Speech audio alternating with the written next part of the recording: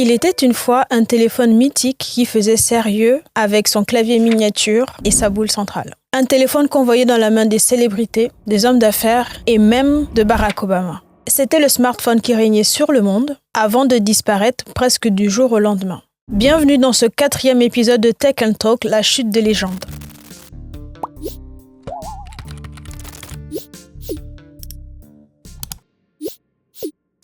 L'histoire de BlackBerry commence en 1984 au Canada avec 2 étudiants, Mike Lazaridis et Douglas Fredin.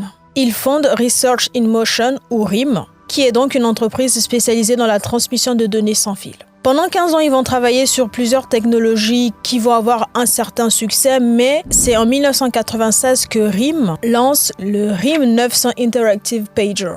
Ce sera leur premier pager avec un système de notification push. L'année suivante, ils entrent en bourse et ils font une levée de fonds de 30 millions de dollars canadiens. En 1999, ils commercialisent leur premier BlackBerry, le RIM Interactive Pager 850. C'est une révolution pour l'époque car il permet d'écrire, de recevoir, mais surtout d'envoyer des mails. Dès le départ donc, la cible de BlackBerry, c'est le monde professionnel et les dirigeants du monde. Le clavier physique miniature, plus un système ultra sécurisé de communication, fera de la marque un symbole de mobilité professionnelle.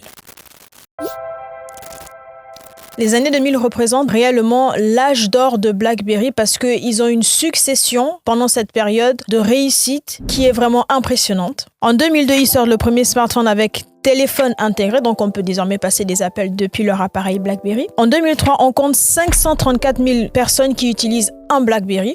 Et cela explose en 2006 avec 5 millions d'utilisateurs. En 2005, c'est tellement ancré dans les habitudes des utilisateurs qu'on le surnomme Crackberry pour le côté addictif qu'il va avoir sur les personnes qui vont posséder un appareil BlackBerry. À son pic absolu, entre 2009 et 2011, BlackBerry compte 85 millions d'utilisateurs actifs. À ce moment-là, ça représente 50% du marché américain et 20% du marché mondial. Les PDG, les traders, les célébrités, les personnalités politiques, tout le monde veut avoir son BlackBerry. Surtout pour l'aspect ultra sécurisé parce que les messages sont envoyés sur un serveur crypté, ce qui en fait un parfait candidat pour les profils un peu risqués, un peu haut placés, notamment dans le secteur militaire, pour les leaders politiques, les personnalités publiques et les dirigeants d'entreprise.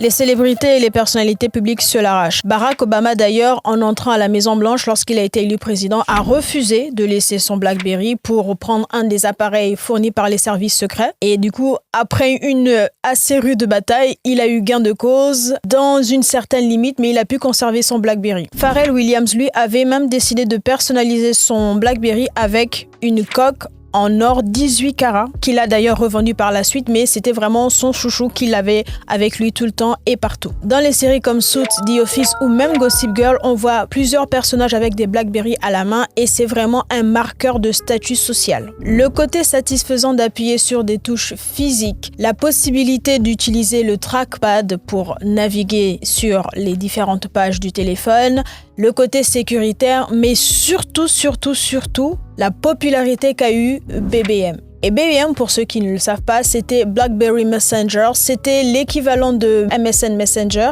mais sur BlackBerry. À ce moment-là, la messagerie instantanée de BlackBerry permettait évidemment de communiquer en direct, mais il y avait des fonctionnalités qu'il n'y avait pas nécessairement sur les autres plateformes. On avait la confirmation de réception et la confirmation de lecture, les fameux livrés et lus d'aujourd'hui qu'on peut retrouver sur toutes les plateformes de messagerie. Les groupes de discussion, la possibilité de changer son statut et même d'indiquer la musique qu'on écoutait à ce moment-là. J'ai eu un BlackBerry à un moment donné. Je ne suis pas restée longtemps parce que je pense que je n'étais pas nécessairement la cible, Nokia Forever, mais tu pouvais partager ta musique en statut et dire en ce moment j'écoute cette musique et c'était vraiment ce côté exclusif où c'est un club fermé qui faisait la popularité de BlackBerry avec notamment BBM que tout le monde voulait absolument avoir et c'était, comme je l'ai dit, un marqueur de statut social. C'était tellement un succès que tout le monde voulait avoir un BlackBerry parce que tu ne pouvais avoir BBM que sur BlackBerry. Donc BlackBerry a réussi à créer une identité forte, une communauté vraiment unie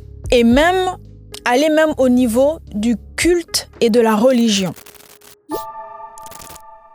Mais du coup, si on en était à ce niveau, comment est-ce qu'on passe à la chute vertigineuse et spectaculaire qu'ils ont connue? Du culte à la chute, il n'y a qu'un pas. Et ce pas pour BlackBerry, c'était l'arrivée de l'iPhone. iPhone. Today, Apple is going to reinvent the phone.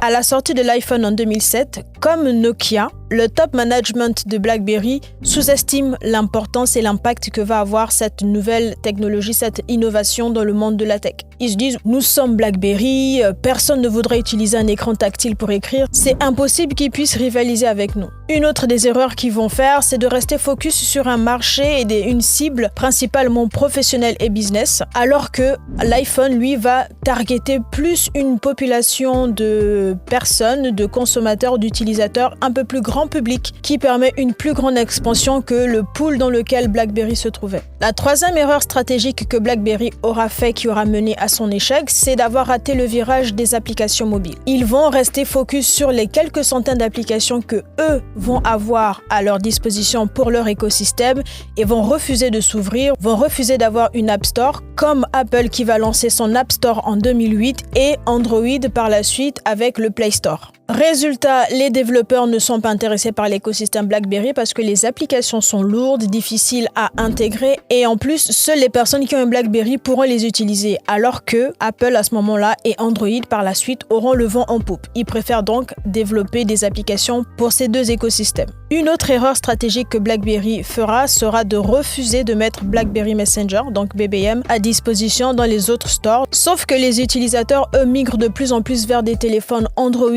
ou Apple, et quand BlackBerry Messenger ne suit pas, ils vont abandonner et cesser d'utiliser BBM. Dans la panique, BlackBerry va tenter de sortir un smartphone aux nouvelles tendances, mais ça ne convainc pas et les chiffres parlent d'eux-mêmes. Dès 2011, les parts de marché de BlackBerry ne représentent plus que 14% et s'effondrent à 6% en 2012. Alors qu'il avait un chiffre d'affaires de 6 milliards de dollars canadiens en 2008, le résultat sera négatif, donc moins 5,87 milliards de dollars en 2013. Évidemment, BlackBerry va tenter de colmater les brèches avec des tactiques et des tentatives désastreuses qui n'aboutiront pas, notamment un rebranding peu convaincant, le choix d'Alicia Keys en tant que nouvelle ambassadrice et des téléphones qui ont du mal à convaincre. Tout cela passera quasiment inaperçu. Les utilisateurs sont passés à autre chose et BlackBerry n'a pas su prendre le virage au bon moment. iOS et Android dominent déjà le monde. C'est alors qu'en septembre 2016, BlackBerry décide de cesser complètement son activité de téléphonie mobile. Aujourd'hui, BlackBerry existe encore, mais ils ont changé totalement d'activité. Depuis 2016, sous la nouvelle direction de John Chen, BlackBerry s'est totalement réorienté vers les logiciels de cybersécurité et les outils de Internet of Things, et a cédé à partir de 2005 l'utilisation de la licence BlackBerry pour d'autres entreprises qui, elles, désormais pouvaient fabriquer des téléphones qui fonctionnaient sous licence BlackBerry. Malheureusement, le 4 janvier 2022, BlackBerry cesse toutes les activités de support sur les anciens smartphones et les derniers appareils cessent de fonctionner. Malgré cela, son héritage demeure car ils ont apporté énormément pour la technologie et la sécurité de la communication. La messagerie instantanée, la sécurisation des communications entre deux personnes, ce qui a inspiré plusieurs plateformes, notamment Telegram et Signal. Et surtout, BlackBerry a ouvert la voie pour les smartphones que nous utilisons aujourd'hui, même si Apple et Google ont pris le relais par la suite. C'est donc une très belle aventure que BlackBerry a menée en termes d'innovation, en termes de technologie sur le marché, mais ils n'ont pas su s'adapter au bon moment et ils ont eu plusieurs erreurs stratégiques qui leur ont coûté leur place de leader mondial. En quelque sorte, ils ont permis aux acteurs actuels d'exister et de connaître le succès qu'ils ont désormais. Anyway, j'espère que la vidéo vous a plu et ou vous a été utile. N'hésitez pas à vous abonner, liker, partager, ça fait toujours plaisir et ça permet de développer la chaîne. Je vous donne rendez-vous au prochain épisode qui sera dédié à un autre géant de la tech qui a permis de démocratiser le mail et le web. Allez, salut!